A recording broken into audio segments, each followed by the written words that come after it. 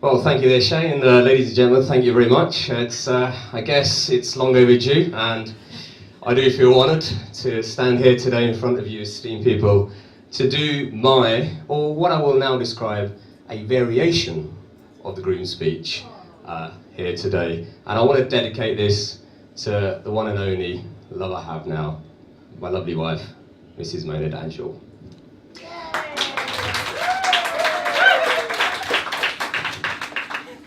So, as Shay sort of pointed out, Mona and I have been married for around about 3.5 months now.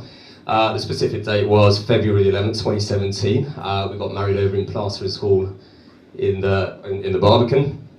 And there were 3 speakers that day. The first one being Mona's brother, who absolutely delivered a blinding speech.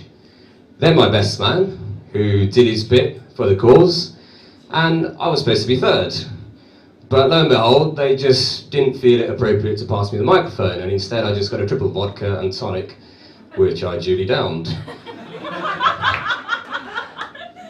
So anyway, I thought that was that, and at the end of it, when I did bet Shay, she said, "We're hearing your speech." So I'm here today. So, ladies and gentlemen, I want to tell you the story of how it all started. So Mona and I met sort of at the back end of 2015, and for all you Pret a Manger fans in there, anyone has sandwiches in Pret a Manger? That's exactly where we met. There I was, doing my normal routine thing, my breakfast tea with soya milk. Turned around, and lo and behold, I'm stepping on someone's feet. She's just staring at me. "Get off my feet!" Oh, shit. So anyway, I've stepped on Mona's feet. One thing leads to another. We get chatting, and next thing you know, we started a relationship. So this was the back end of 2015. Not too long after, I moved in with Mona. And just in case Mona's parents are here, for the record, it was a non-sexual before marriage relationship. That's for the record.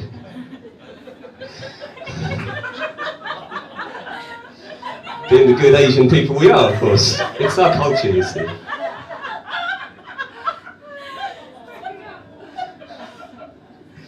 Okay, let's move on. So anyway, our relationship's developing, and Mona and I are obviously getting on very, very well, and at a very, very early stage of our relationship, I think we knew intuitively, and in many other ways, that this is the right person.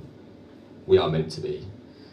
So, the speak of turning our relationship into a more permanent thing started to arise. And for you guys who don't realise, that's marriage.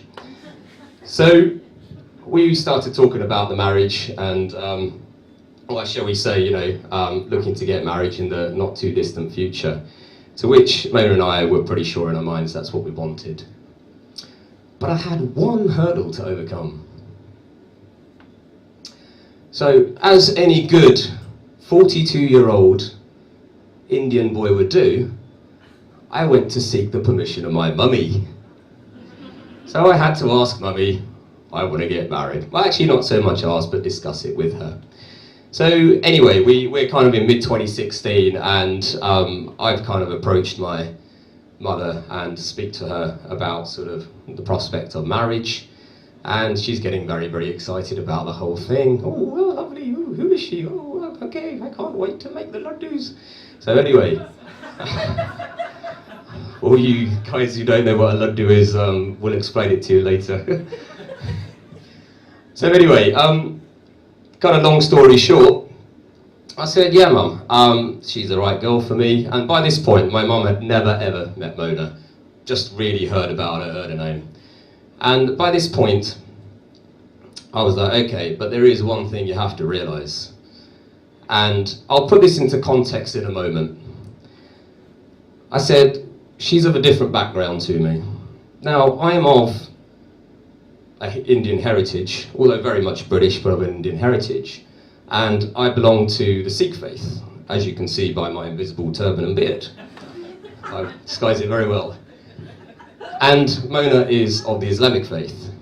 So certainly in our community, it's not been the done thing for various historical reasons and whatever have you.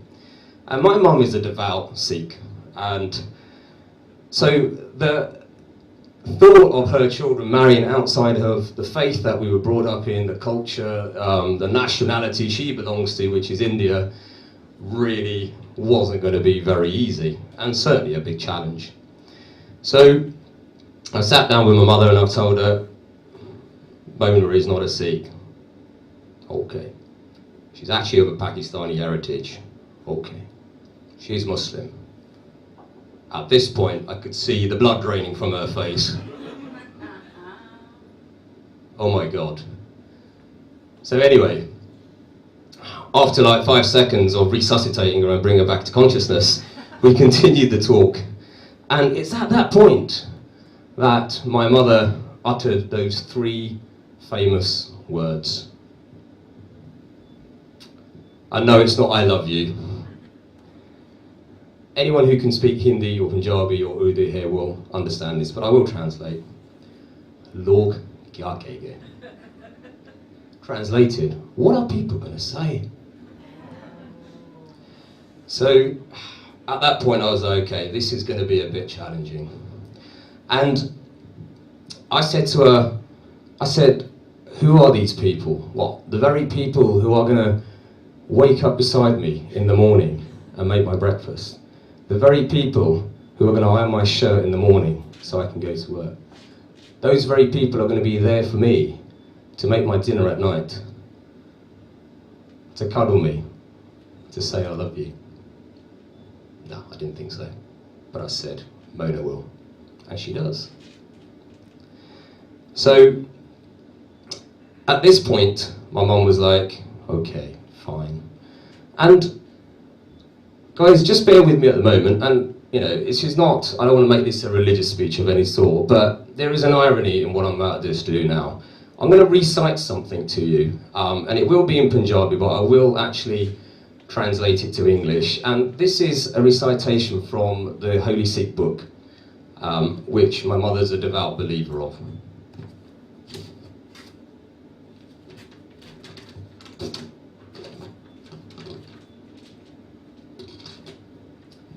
And it goes a little like this. Hindu tarak koi rafaji imam safai manas ki jaat sapai eko pachano. Translated, someone is Hindu and someone a Muslim, then someone is Shia and someone Sunni. Recognize the whole of the human race as one.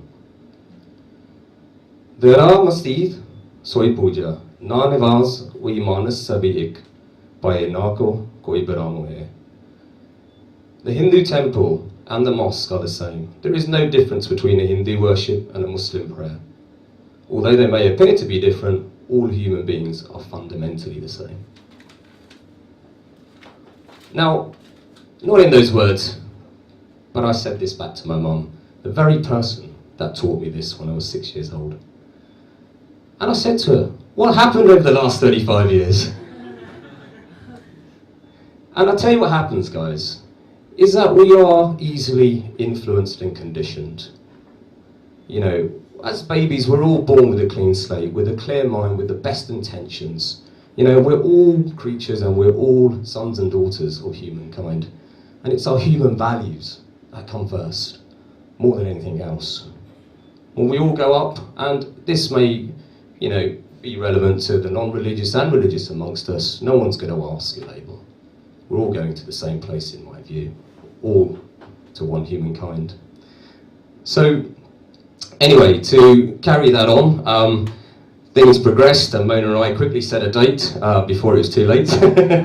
And we subsequently ended up getting married. And Mona and my mother now have a very, very great relationship. And just to put it into context, guys, you know, my mother is of a generation where, you know, the thinking was very different back then. She was born and bred of India, you know, and back then, 2 countries of India and Pakistan just divided, you know, in a lot of bloodshed. And those memories were still there for that generation. But today, we see that we must overcome all these obstacles and recognize the human race as one. You know, love conquers all, surely.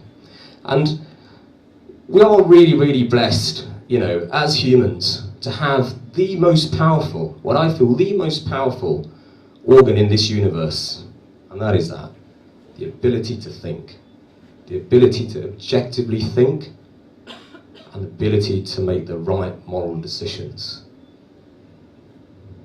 So, ladies and gents, I want to leave you with something. It's a technique I use every morning when I'm not drunk. Most mornings, in the morning, to help me in my day and my life going forward, and that is Tia. Translated, take care of your thoughts, for they turn into your emotions. Your emotions turn into your actions are your results. So remember that, guys, every morning. And please, please, let's recognise the human race as one. And let's not let that small minority who want to divide us, you know, especially with the events that have happened in London as well, human race is one. Let their voice not be louder than ours. We must stand up and show unification. So I want to leave you with love, not hate. Unite, not divide. Seek compassion, not destruction. And most of all, love conquers all, just like it has for my beautiful wife and I. Thank you very much, ladies and gentlemen.